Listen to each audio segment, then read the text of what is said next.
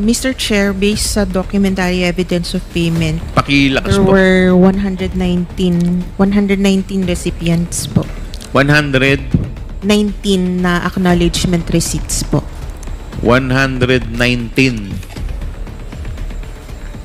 na acknowledgement receipt. So, ibig sabihin nito, 119 na informant? Ang tumanggap po. Ha? Parang grabe namang sa dami naman pong pinakain nito in a day. At ang dami rin pong nagkasakit. Nagkaroon po ba ng peste dito sa lugar na to para ganun po gumastos ng medicine? Nako naman, labis na nga binabanatan ng mga kongresista ang COA para makahanap lang ng butas laban sa Vice Presidente. Pero bago ang lahat, maaari kayong mag-subscribe para maging updated sa mga issue at bagong mga balita. Jewel Chua, nagmamagaling na parang may mas alam pa sa trabaho ng COA. Sampal sa mukha nga ang mga resibong nilabas ng COA para sa mga mambabatas na pilit naghahanap ng butas. Attorney Gloria Camora ng COA, walang takot na sinagot ang lahat ng aligasyon patungkol sa pondo na ginamit ng OVP. Narito ang buong detalye. Congressman Acop, ako po yung susunod na magtatanong. Susundutin ko lang po yung line of questioning ni Congressman Acop. Attorney Camora, pasensya na po kayo. Kayo po uli ang matatanong ko po.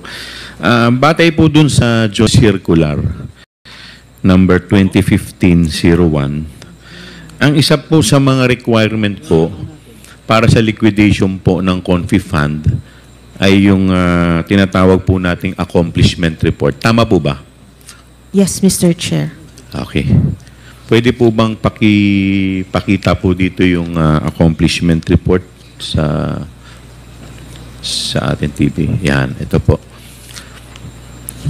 Yan po yung yan, ito po yung accomplishment report. So, ang laman po ng accomplishment report, makikita po natin dito, nakalagay po dyan yung period covered.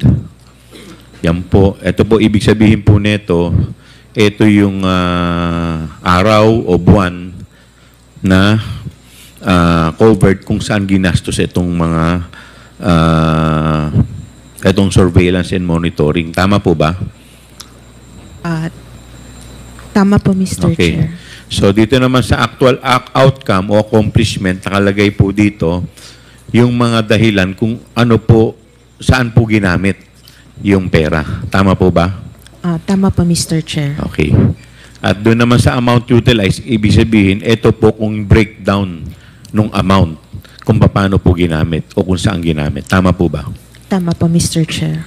At syempre, nandito po sa baba niyan, yung special disbursing officer at saka po yung nag-approve. Tama po ba? So yan ang, bali yan ang laman ng accomplishment report. Tama po ba? Tama po, Mr. Chair. Okay. So base po dito, dito po makikita po natin yung sa letter C, rental of other incidental expenses relative to the maintenance of safe houses. Dito po sa rental ng safe houses ng OVP, hindi po ito nagre-refer sa long-term lease. Tama ba? Hindi po, sir. We have no way of knowing. Tama po yes ba? Po. Okay. Basta't ang itong list na to naka-pertain lang doon sa period covered, which is yung December 21 to December 31. Tama po ba? Yes, Mr. Chair. So, ibig sabihin, ito nakalagay po dyan na 16 million, ito lang po yung covered niya. Yung December 21 up to December 31. Yes, Mr. Chair. Okay. Yun yung time po na... Yun yung time na ginastos itong 16 million. Yes, Mr. Okay po? Chair. Yes, Mr. Okay. Chair.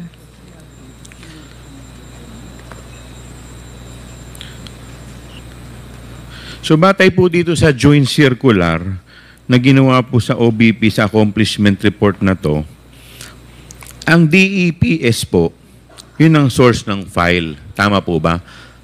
ang DEP, ang ibig sabihin po ng DEP, document evidencing payment, tama po ba? Yes, Mr. Okay, Chair. so ang document evidencing payment is the acknowledgement receipt. Yes, Mr. Chair. So wala na pong iba. So wala po dyan yung contract of lease.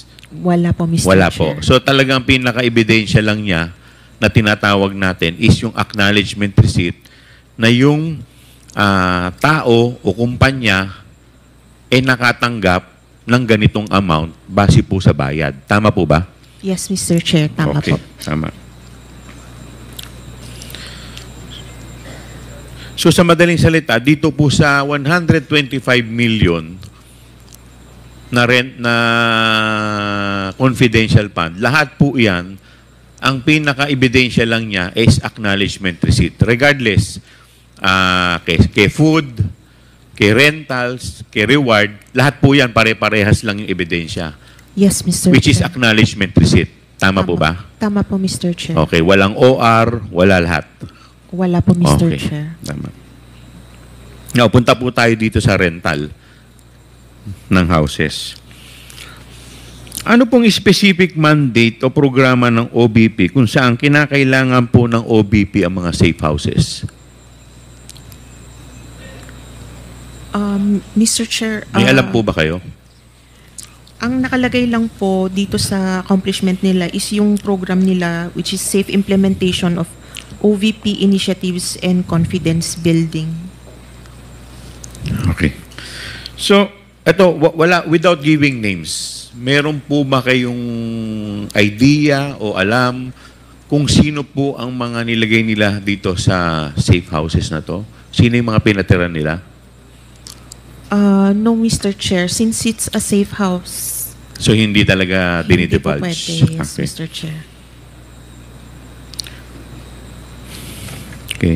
Pupunta po tayo dito sa isang acknowledgement receipt worth 1 million pesos. Napansin ko po dito, wala po dito sa acknowledgement receipt na kahit na anong detalye ng safe house. Hindi po nakalagay kung saan, wala pong lease contract, wala pong kahit na anong detalye except yung name lang po ng owner. Tama po ba? Tama po, Mr. Chair. Okay. At kung mapapansin din po ninyo, whether 1,500,000, 750,000, ang template po nila ay pare-parehas. Yes, Mr. Chair. Okay.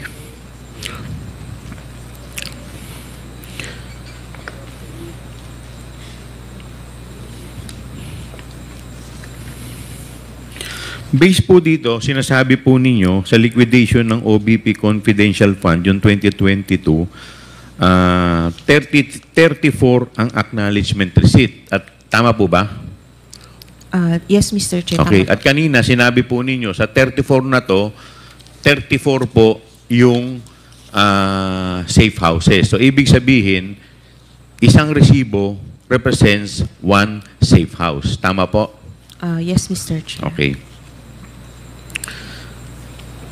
May idea po ba kayo dito sa safe house na to kung ito po ba ay bahay, kondo, o kung ilang palapag? Wala po, Mr. Chair. Wala pong information. Wala po kayong idea. Kung ano lang So, ibig sabihin, wala kayong alam na detalye? no details, Mr. Chair. Okay. So, lumalabas din po dito, in 11 days, ang nagastos po nila sa safe houses is 16 million. Yes, Mr. Chair. Ayan po. Okay. Ano po yung pinakamurang safe house na kanilang nirentahan in 11 days? Yung pinakamura po. Magkano po yun? Mr. Chair,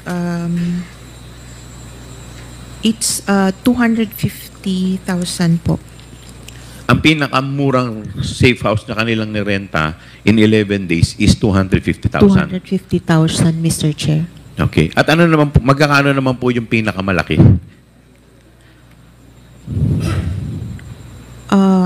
Mr. Chair, meron pong 1 million po, Mr. Chair. Okay.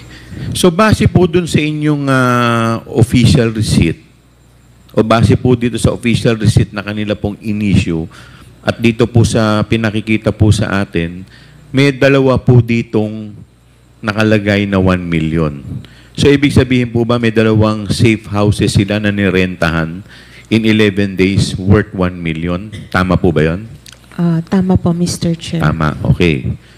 At dito po, nakalagay din po dito sa isang OR na worth 1 million, binayaran po nila to dated December 26 at yung isa naman dated ano ba itong isa?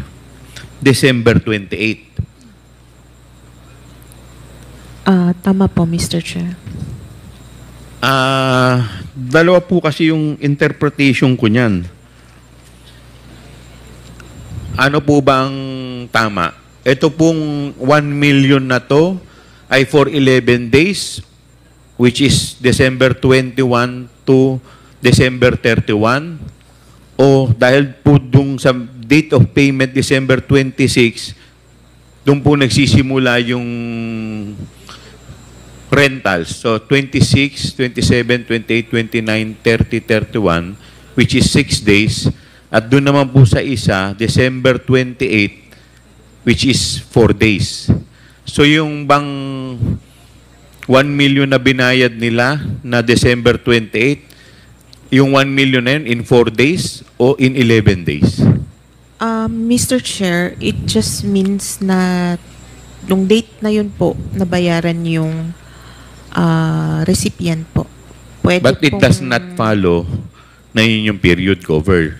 Yes, Mr. Chair. Pwede pong Hindi ka ba 11 nagtaka na minsan na hindi ka naman, hindi po ba kayo nagtataka, di ba normally po sa mga rentals, magbabayad ka muna bago ka mag-occupy?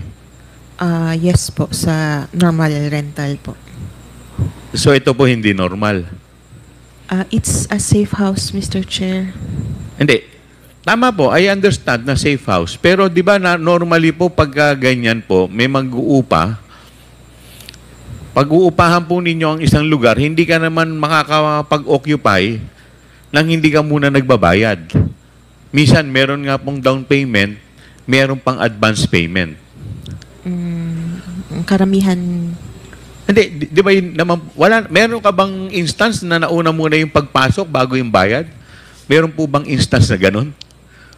Nangyayari po ba yun? Wala po kong information. Wala pong kung information. may ganun Kasi po. ang normally po, magbabayad ka muna bago ka papayagan ng may-ari na pumasok. Tama po ba? Yes, Mr. Chair. So ito po, pwede rin naman na yung payment ng 1 million is just for 4 days. Possible din naman siya. Possible Mr. din. Chair. Tama po ba? Yes, Mr. Chair. Ayun. Hindi po ba kayo nagtaka na sobrang mahal nun, yung 1 million in just 4 days? Anong klase pong safe house to? May swimming pool po ba tong safe house? May wifi? Sa BGC? May pakikita po ako sa inyong isang resort sa Shangri-La. Shangri-La, Boracay. Ang per night po nito is 22,500. This is a high-end luxury resort. It is just 25,000 per day.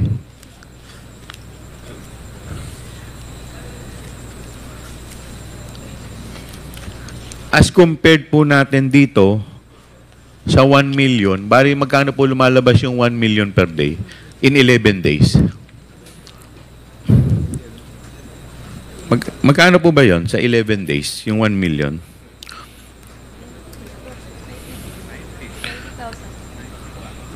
Mr. Chair, 90,000. 90,000 a day. 909. Yes, Mr. Chair. As compared po dun sa luxury resort with complete amenities. Much worse kung 4 days. Yung 1 million. 200. Magkakano po lumalabas yun in 4 days? 250, Mr. 250,000 per day. Hindi po ba kayo nagtaka kung bakit ganun kamahal? Wala Hindi po naman kayo nagtaka? kaming information kung gaano kalaki building po ba Wala siya, po kayong or- information kung gaano po kalaki yung building. Okay. May papakita pa rin po ako sa inyo. Yung mga condo unit po sa BGC. Yan po. 90,000 per day. 90,000 per month sa BGC Taguig po.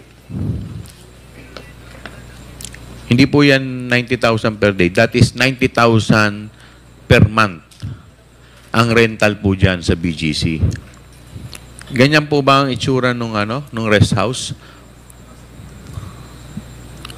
na narenta? Wala Yun- pong information. Wala po kaming information on the anong wala. klase pong safe house.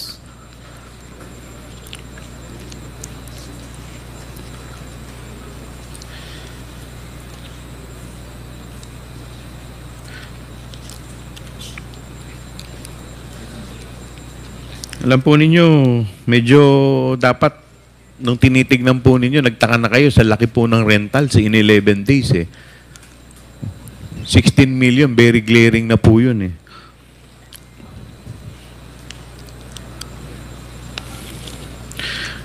Nung December 28, 2022, ang binayaran po nila sa rentals is worth 2.850 million. Tama po ba? Yung petsang December 28, 2.6 million. At nung December 27, 3.7. At nung December 29. So in just 3 days, nagbayad po sila ng 8.750 million for the rentals. Hindi po ba parang bumili na po sila ng bahay niya?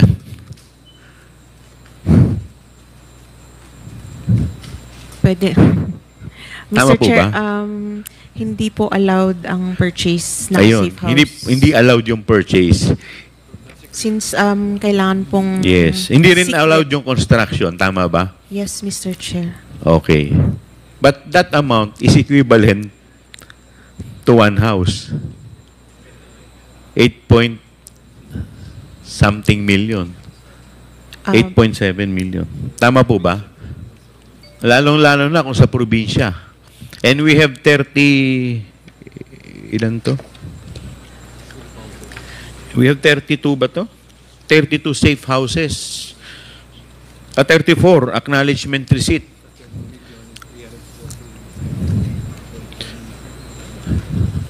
Total amount of 16 million in 11 days. Yes, Mr. Chair. Hindi po ba kayo nagtaka doon? Sa amount? Since safe house naman po siya, Mr. Chair. Kasi hindi allowed. Hindi naman po rin namin alam kung ilan ang sine-safe house, ilang... Kasi kanina sinabi po ninyo, one receipt is equivalent to one safe One house. safe house. Tama po ba? Tama po. Pero kung ilan yung taong ilalagay doon, or kung sino mga yun, wala po kami. Ayan, pupunta po tayo information. dyan sa taong binabanggit po ninyo. Balik po tayo dun sa accomplishment report. Doon po sa provision of medical and food aid.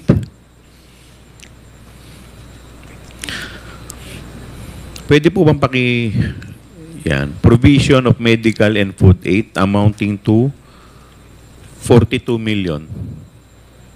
40 million, Mr. Ay, Chair. 40 million. At sa akin dito, 42.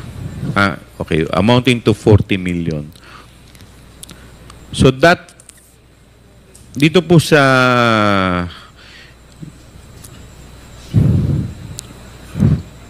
ayan po. Ayan. Dito po sa February 6 to March 29, 2023. Provision of medical and food aid in the amount of 42 million.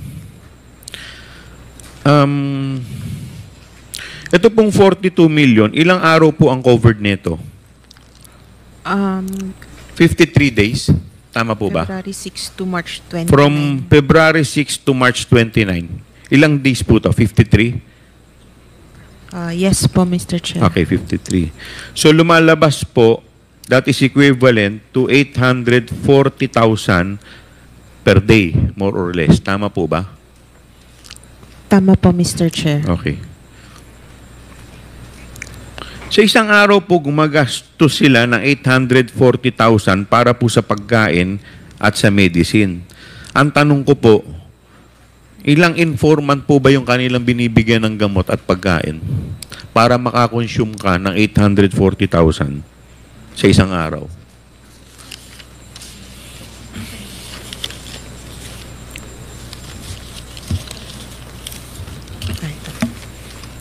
Kasi pagpalagay na po natin na 2,000 po ang isang sako, that is equivalent to 420 sacks of rice a day. Mr. Chair, based sa documentary evidence of payment, Pakilakas there po. were 119 recipients po. 119 na acknowledgement receipts po.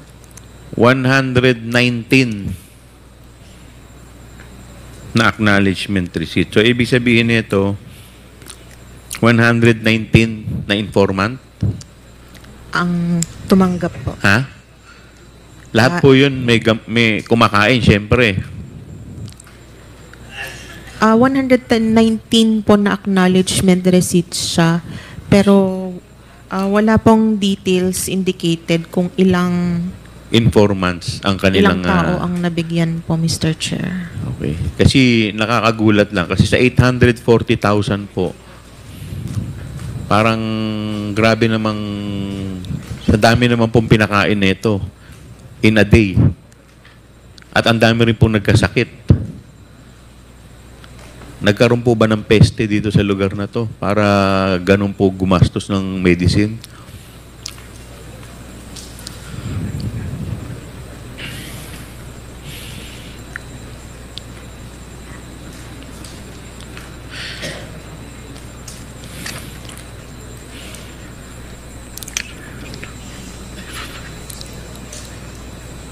So again, dito po sa food and medicine, same DEPS.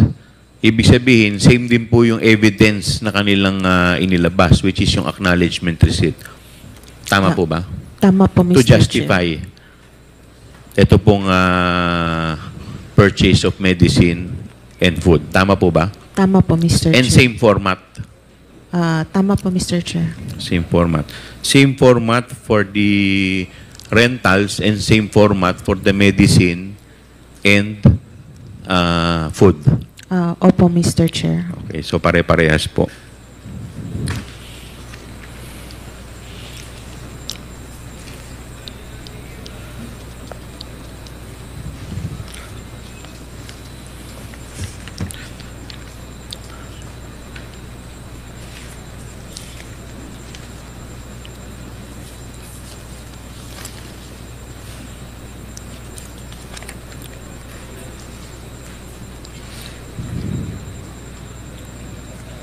Now, I will show you the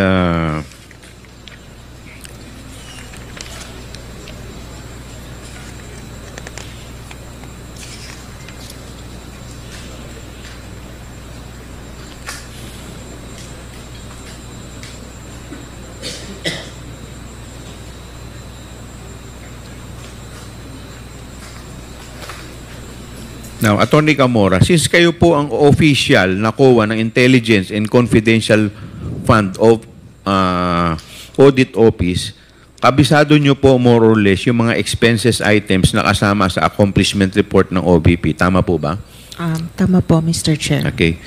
Now, to refresh your memory, I am showing the relevant portion of the accomplishment report indicating the expense items covered by the 125 million confidential fund. Pwede po ba paki-flash yung actual outcome na accomplishment? Okay. Bilang parte po ng COA, ICFAU, familiar po ba kayo sa DILG Memorandum Circular number 99-65? Revised guidelines relative to the utilization of funds for intelligence or confidential purposes. Mr. Chair, isa po siya sa yung dating guideline. Yan po yung dating guidelines. Opo, Mr. Okay. So kung mapapansin po natin, maliban na lang sa mga purchase of ammunition, pareho po at nagmamasyang item sa DILG Memorandum Circular at sa accomplishment report na ginawa ng OVP. Tama po ba? Tama po, Mr. Chair. Bali yung template at copy-paste ang expense items. Tama po ba? Tama po, Mr. Chair. Tama po? Tama po, Mr. Chair. Okay. So, alam niyo po ba na yung tinatawag na DEPS, ito po yung documentary evidence of payment or document evidencing payment. Tama po ba? Tama po, Mr. Okay. Chair. So, ito pong DEP na ito ay makikita sa Joint Circular number 2015-01. Tama po ba? Tama po, Mr. Chair. Okay. Ang DPE ay nagsisilbing requirement o supporting documents para sa utilization ng confidential fund. Tama po ba? Tama po, Mr. Chair. Now, I am showing to you Section 4.12 of the Joint Circular.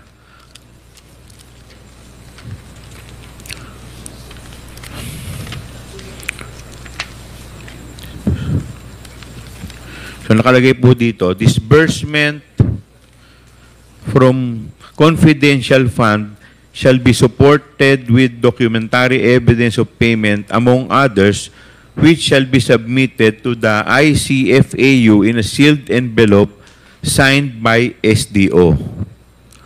So ito pong DEP ay hindi kasama sa requirement na nakasaad sa DILG Memorandum Circular. Tama po ba? Tama po, Mr. Chair. Okay. Paki-confirm nga po, under sa DILG Memorandum Circular, documentary evidence of payment or DEPS are not required for liquidation of confidential fund? Under the DILG Yes, Memorandum MC po. Circular. Yes, Mr. Chair. So, dun sa DILG, yung documentary evidence ng payment ay hindi nire-require sa liquidation. Nung time na to po na ito ang Yun ang sinusunod. sinusunod. Okay. And this is for LGUs po since DILG. LGUs, tama po ba? Since Okay. DILG po ang Now, please also confirm that DEPS only became a requirement under the Joint Circular number 2015-01. Yes, Mr. Chair. Okay. In fact, ito pong DEP ay kasama sa mga items na nakapaloob sa certifications na ini-issue ni Special Disbursement Officer Gina Acosta para sa liquidation reports per quarter. Tama po ba?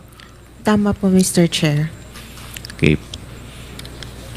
Pakikita ko po sa inyo yung certification dated January 10, 2022.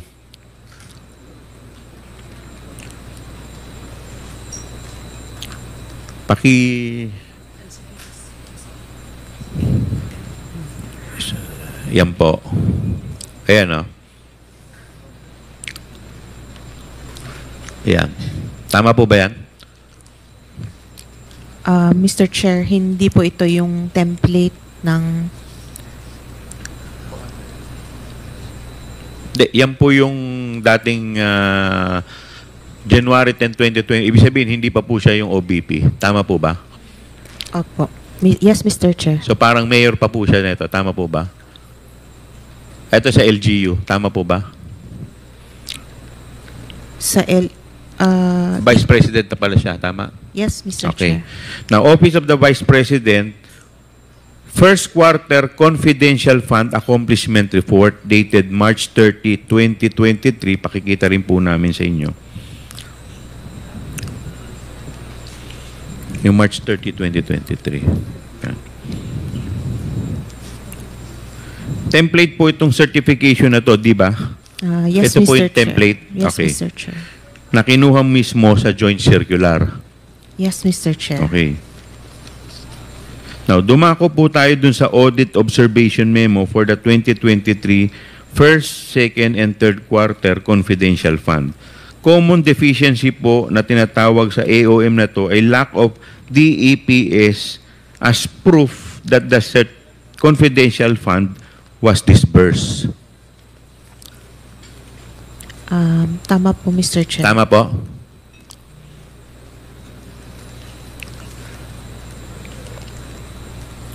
Tama. Tama po, Mr. Okay. Chair. Ang rason po kaya kung bakit walang DEPS na inattach ang OBP ay ang ginagamit nilang batayan o standard sa pag-liquidate ng Confi Fund ay yung lumang DILG Memorandum Circular. Ano po sa tingin ninyo? Pwede. Pwede, Mr. Chair, since dati hindi pa po required ang DEPs. So marahil, ito na yung nakasanayan na guidelines ng staff ng OBP sa pag-liquidate po ng Confi Fund na galing po sa Davao. Tama po ba? Pwede, Pwede. sir. Pwede po, tama? Yes, Mr. Chair. Okay. So, ibig sabihin, kaya po nagkaroon po ng ganyan dahil parang yung nakakagawian po nila dati, yung pa rin ang ina-apply nila sa ngayon. Tama po ba? Tama po, Mr. Chair. Okay, thank you. Yun lang po. So, the next to interpolate,